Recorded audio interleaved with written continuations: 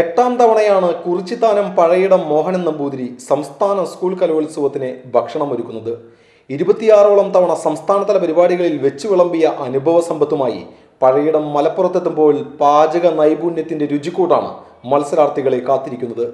കലവറയിൽ പാൽ തിളപ്പിക്കാനായി കൊളുത്തിയ തീ ഇനി അണയുന്നില്ല.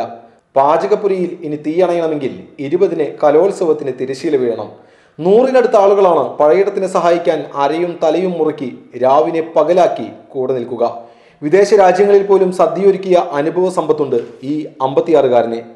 എന്തായാലും കലോത്സവങ്ങൾ എനിക്കൊരു ഹരമാണ്. ചെന്ന് കഴിഞ്ഞാൽ എല്ലാ സ്ഥലങ്ങളിലും ആത്മാർത്ഥ സഹകരണം കിട്ടാറുണ്ട്. എൻ്റെ കഴിവിൻ്റെ പരമാവധി ശ്രമിക്കാറുണ്ട്. ബാക്കിയെല്ലാം ഈശ്വരൻ തരുന്നു.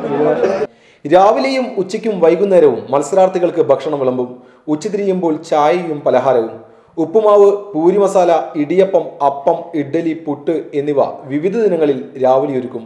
ഉച്ചയ്ക്ക് പായസമടക്കം വിഭവസമൃദ്ധമായ സദ്യ. അമ്പലപ്പുഴ പാൽപ്പായസവും പാലടയുമെല്ലാം മെനുവിൽപ്പെടും. ഒരു ദിനം 33,000 പേർക്ക് 3 നേരങ്ങളിലായി ഭക്ഷണം ഒരുക്കുമെന്ന് പഴയിടം അവകാശപ്പെടുന്നു. 53ാമത് സംസ്ഥാന സ്കൂൾ കലോത്സവത്തിന്റെ പാചകത്തിനുള്ള ചുമതല പഴയിടത്തിന് ലഭിക്കുമ്പോൾ പഴയിടത്തിന്റെ ഈ പടയാളികൾ ഇത്തവണത്തെ കലോത്സവത്തിന്റെ ഭക്ഷണ വിതരണവും കുറ്റമറ്റ രീതിയിൽ നടപ്പാക്കുമെന്ന് നമുക്ക് പ്രതീക്ഷിക്കാം. കലവറയിൽ നിന്നും TCVക്ക് വേണ്ടി ക്യാമറമാൻ അരുണിനോടൊപ്പം മുകേഷ് ലാൽ.